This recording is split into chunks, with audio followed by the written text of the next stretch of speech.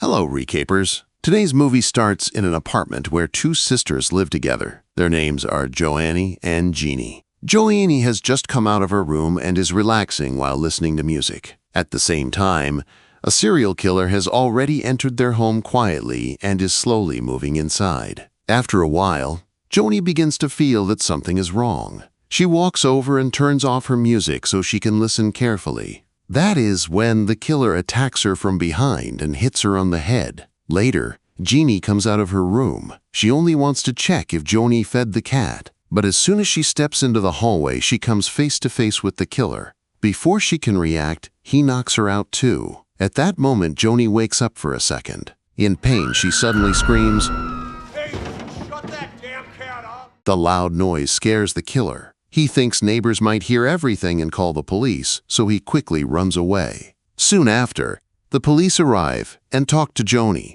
They ask if she saw the killer's face. She says no. It was too dark, and she could not see him clearly. And so, the investigation begins. The first person brought in is a forensic psychiatrist named Jack Gramm. Jack gets to work right away. He goes through all the clues, collects every piece of evidence he can find, and after careful investigation, he figures out that the serial killer is none other than a man named John Foster. Before long, John is brought to court. Jack lays out all the evidence, one piece at a time. The case is so solid that John has absolutely nothing to say for himself.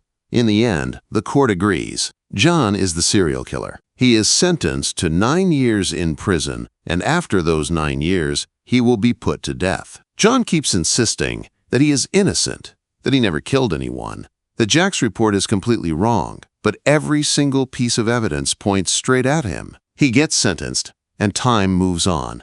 Now we jump ahead 9 years. We see Jack waking up in the morning. He has moved on with his life and is now a professor at the University of Washington. As he gets up, we find out that he is having an affair with one of his students, a young woman named Sarah Pard. While Jack is sitting and going about his morning, his assistant gives him a call. Her name is Shelley Barnes. Shelley tells him that a detective wants to speak with him. The detective's name is Frank. Shelley explains that there has been a recent murder, and the killing was done in the exact same way that John Foster used to kill. And here's the thing. You're the one who put John behind bars, and today is the day he is supposed to be executed. Because of all this, the detective wants to sit down and talk with you. They are asking you to come to the FBI office. Jack takes all this in and starts thinking. He heads out of the house and flags down a cab. On the way, he spots a man standing on the side of the road with a motorcycle. Something about that man gives Jack a bad feeling, like something is off. He pushes the thought aside and eventually arrives at the FBI office. There, he runs into Shell. She gives him a look and says, "What are you doing? Everyone already knows about your affair with Sarah, the girl who used to be your student." Shelley tells him to head upstairs and meet with the officer. While he's going up, he bumps into another student named Kim, and they stop and chat for a moment. Then Jeannie shows up. Yes, the same Jeannie who was attacked by John all those years ago.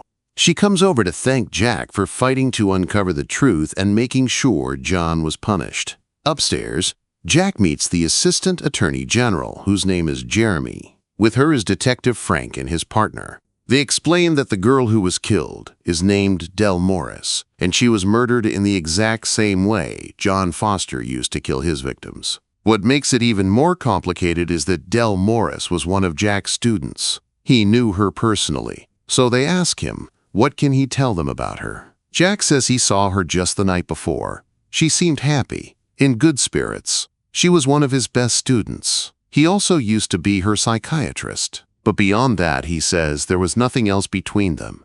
Then they drop another bombshell. Before killing her, the killer made a video of Del Morris and forced her to say on camera that John Foster is not the real killer. They play the video right there.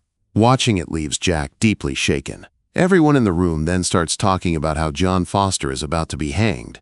He will die very soon. The people in that room believe this new killer is just copying John's style. But there is also another possibility that this is all a setup, and that maybe John Foster was never the real serial killer to begin with, and the actual killer has been walking free this whole time. Right at that moment, John's interview plays on the TV in the room. John looks straight into the camera and says to everyone that he is innocent. He says he never killed anyone. He says Jack's report is completely made up and false. The real killer, he says, is still out there. If he were truly the killer, that girl would still be alive. After all of this, they pull Jack aside and tell him to be very careful going forward. Things could get dangerous fast. Then he leaves. The moment he steps outside, he runs into Shell. He tells her to dig into what Del Morris did in the last 24 hours. Who she saw, where she went, everything. He needs a full picture. He tells her he needs that report as soon as possible. After that, he heads over to the university to teach his class. That's when his phone rings. He picks it up and hears a voice that has clearly been altered by some kind of computer. The man on the other end tells Jack something that stops him cold. He says Jack only has 88 minutes left to live.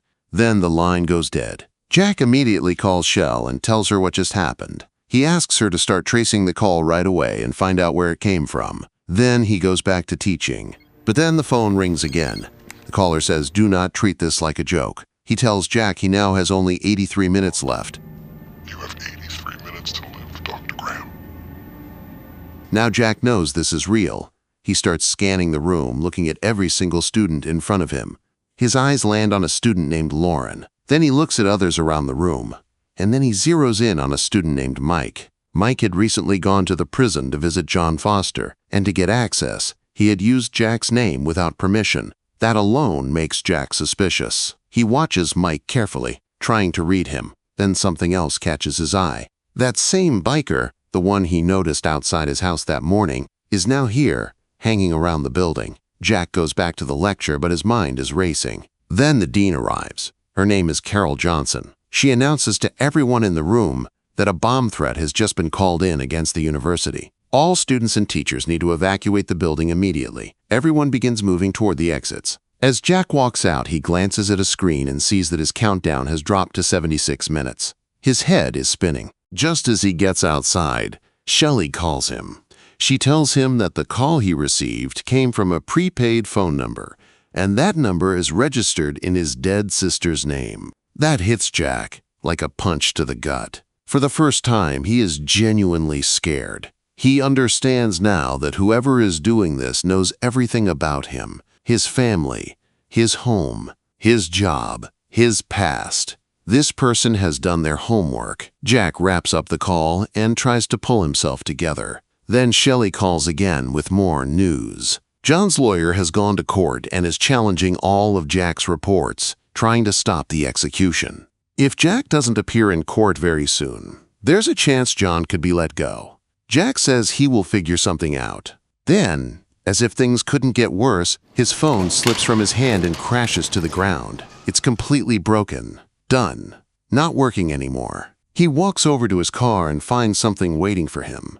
Someone has written a message on the car. It says he now has only 72 minutes left. Jack looks around in every direction.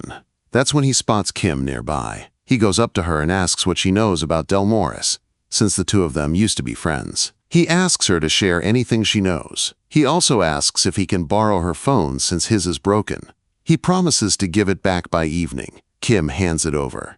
Jack immediately calls Shelley and tells her to use this number to reach him from now on. Any calls for him should go to this number. He also tells her to keep trying to get things moving. Then he notices Mike riding off on his bike. As Jack starts to walk away, he suddenly hears a girl screaming.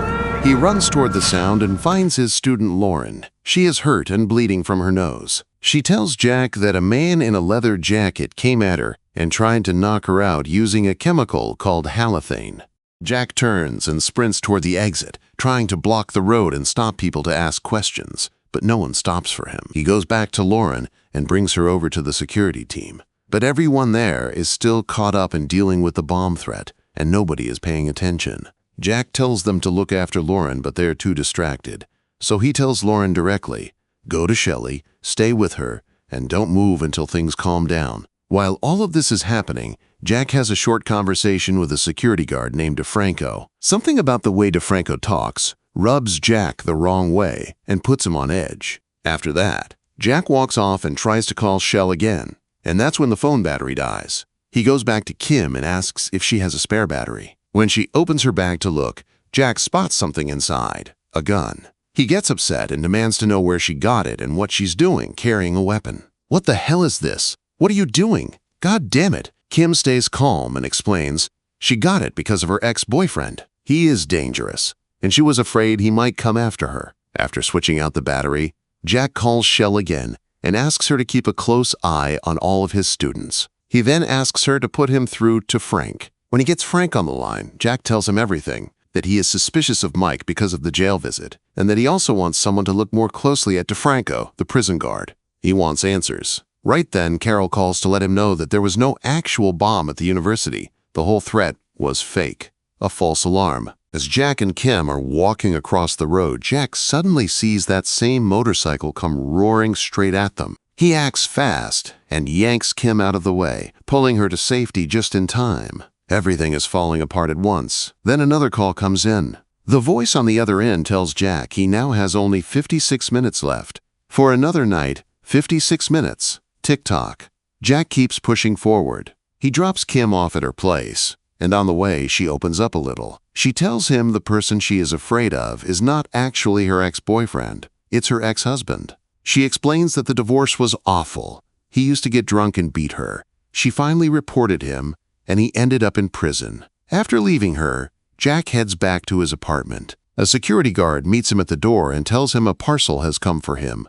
No return address. The guard says a biker dropped it off. Jack looks the parcel over very carefully to make sure there is nothing dangerous inside. No bomb, nothing hidden. Once he is sure it is safe, he takes it upstairs. Right then, Lauren shows up at the door. She says Shelley sent her over with some files to hand over. Jack opens the parcel and finds a tape inside. He plays it, and what he hears stops him cold. It is his sister's voice. Shaken to his core, he calls Shelley and asks how on earth anyone got their hands on that recording. It should only exist in the FBI's files or locked away in his personal locker. Shelley says she has no idea, but she does have something else to report. She looked into Sarah and found out that Sarah is involved in blackmail. She has been using a private phone number that most people have no idea exists. Then Frank calls. He tells Jack they picked up DeFranco, but the biker is still nowhere to be found. Jack sits back and thinks hard. He realizes that both the biker and Kim were around at the same time earlier. A new thought creeps in. Could Kim be involved? He has no proof, but the thought is there now. Jack then asks Shell to connect him live to John, who is in the middle of a TV interview. Jack gets on the line and starts pushing John's buttons, throwing his victims in his face, trying to get him to slip up and say something that gives him away. But John stays ice cold and doesn't take the bait. Eventually, Jack gives up and lets it go. Not long after, Frank calls again with even worse news. John's case has officially been reopened, and the execution might be put on hold.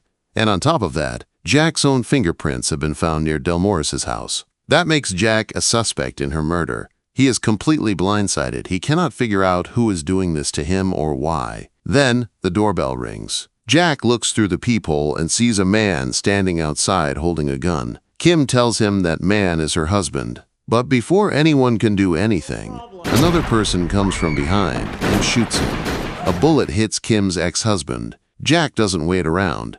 He grabs Kim and they run. At the same time, a fire breaks out in the building, and the whole place starts being evacuated. In all the chaos, Jack comes bursting outside. He is still holding Kim's gun, and when someone in the crowd notices it, people start screaming and panicking. Then Kim points something out that stops Jack cold.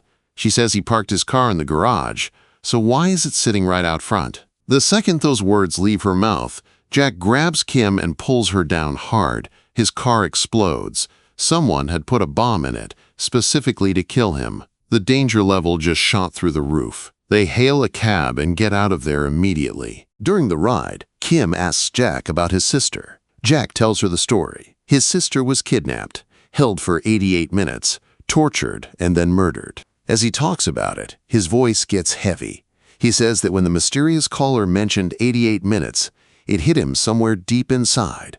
It wasn't just a number. It was personal. After that, they head to Sarah's place, thinking she might have answers. But the moment they walk in, Jack finds Sarah dead, hung upside down, killed in the exact same way John Foster's victims were killed. Every piece of evidence keeps pointing straight back at Jack. Right then, Carol calls and asks him to come meet her. She says she has something important to tell him. Then Shelley calls and says she thinks Lauren may have stolen the tape, making her the main person to look at right now. And in the middle of all this, Jack realizes Kim is gone. She has disappeared. He goes downstairs searching for her and runs into Frank, who hits him with something he didn't expect. Frank now thinks Jack is the one behind everything. He thinks Jack framed John and has been committing the murders himself all along. Jack pushes back hard. He tells Frank someone is setting him up, that this whole thing is a frame job, and he begs for just a little more time to prove it. He calls out for Kim. Through the phone, he can hear fear in her voice. She tells him to come to the university office. He goes. On his way there, he flips through John's file and looks at the list of everyone who visited him in prison. One name jumps out at him, a girl named Lydia. She had visited John over and over again. When Jack looks at her photo, something clicks. Lydia is Lauren. Everything suddenly falls into place. Lauren is the one who took the tape from the locker. She has been on John's side this whole time, working to help him.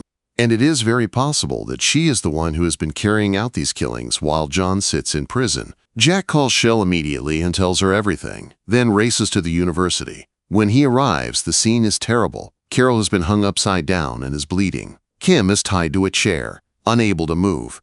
Lauren stands in front of them, holding a gun aimed directly at Jack. In her other hand, she holds a rope. If she lets go of it, both Kim and Carol will die. Lauren forces Jack to take a piece of paper. She tells him to read it out loud. It is a false confession. It says Jack framed John, that John is innocent, and that Jack is the real killer. To save Kim and Carol, Jack starts reading it. At that exact moment, Frank bursts in and shoots Lauren.